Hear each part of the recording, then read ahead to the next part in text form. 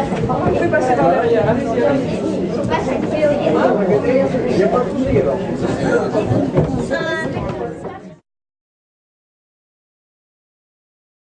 L'historie pour moi est quelque chose d'à la fois très simple et à la fois très ambitieux.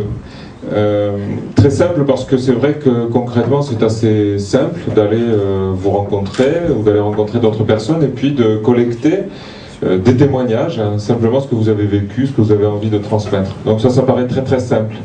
Et ambitieux parce que je crois que c'est fondamental. Cette transmission de mémoire qui a démarré en 2008 dans le département, avec 7 pays, a eu beaucoup de succès et je crois très mérité.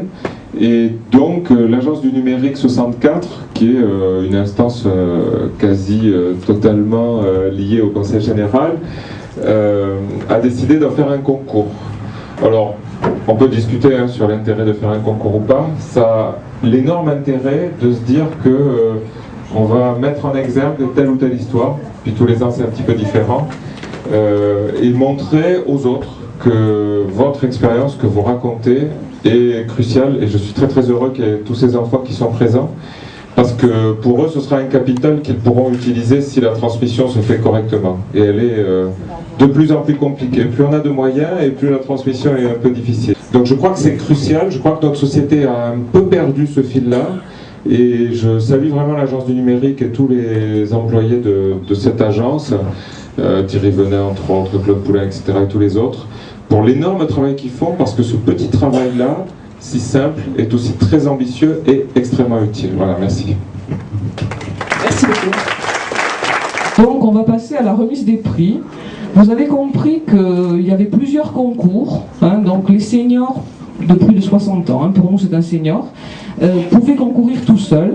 Si jamais cette personne avait du mal à maîtriser Internet, elle pouvait se faire aider par un junior. Donc on a ici toute une brochette de juniors qui ont participé. Et puis il était possible aussi de concourir en groupe.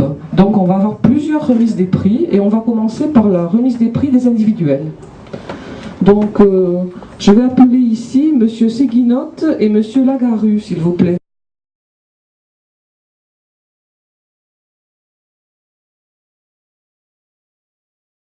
Le témoignage qui a reçu le prix pour Monsieur Séguinotte s'appelle une grave anomalie. Alors une grave anomalie, vous allez peut-être nous dire ce que c'était, hein, donc après je vous donnerai quelques petites explications moi aussi. Une grave anomalie, c'est quelque chose qui a été très simple, mais qui a compté beaucoup pour moi au début de mes années scolaires. J'étais gaucher, et l'institutrice s'en est aperçue, et m'a empêché d'écrire avec la main gauche.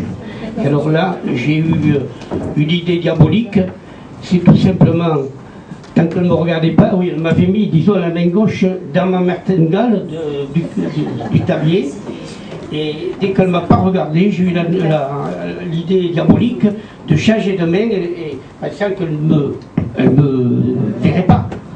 Or, malheureusement, elle a bien vu que je continuais à écrire avec la main gauche, et j'avais mis la main droite dans la martingale.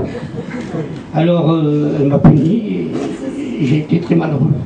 Et mon texte à la fin, c'était un appel, disons, à tous ceux qui avaient la chance maintenant de ne pas être contrariés. Bon, c'est un petit détail, mais ça a compté beaucoup pour moi, autant que pour beaucoup de gauchers à l'époque.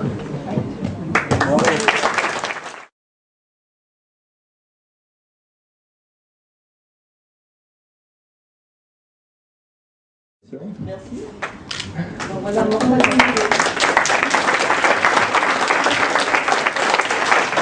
Mortal nous a fait un témoignage très intéressant sur une histoire qui avait lieu à Arudy il y a de nombreuses années. Je vous laisse en parler. Et le titre, c'est Les chevriers d'Arudy. Oui, c'est une époque que je n'ai pas connue, évidemment. Mais les chevriers partaient d'Arudy à pied d'abord, pour Paris, où ils distribuaient le lait de leurs chèvres. Ils vendaient à prix d'or, disons, parce que c'était très recherché. Et j'ai eu le concours, évidemment, d'une petite fille d'un chevrier qui est là parmi nous, Lucienne,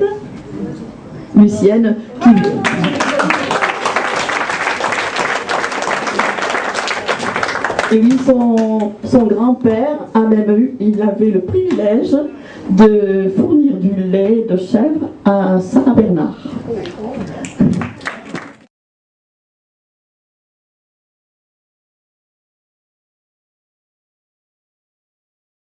Expliquer donc ce que vous avez vécu aussi les enfants, parce qu'on parle d'expérience de vie aussi, et bon, nous c'est parti tout simplement de la presse. Je suis tombé dessus par hasard et bon, j'ai trouvé que le projet est très intéressant parce que c'est rempli de bon sens de faire se rencontrer en ces périodes les aînés et puis ces chères têtes blondes.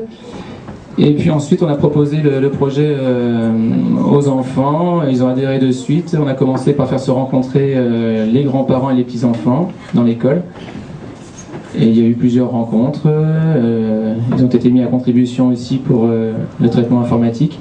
Et puis je crois que c'est des choses aussi qui vont les marquer dans au niveau de l'affect, des émotions, et bon, ça laissera une empreinte. Et franchement, je tiens à remercier aussi le Conseil Général pour cette initiative, et puis Madame Poulain aussi pour les réponses aussi, et puis l'invitation pour la classe, parce que c'était très heureux de venir. Mais bon, je ne sais pas, est-ce qu'il y en a qui veut dire un petit peu ce qu'il va retenir de ces rencontres-là? On a retenu, on a écouté beaucoup de personnes, on a retenu plein de choses. Par exemple, autour du thème de l'école autrefois, il y a eu beaucoup de témoignages dessus. Aussi, on a eu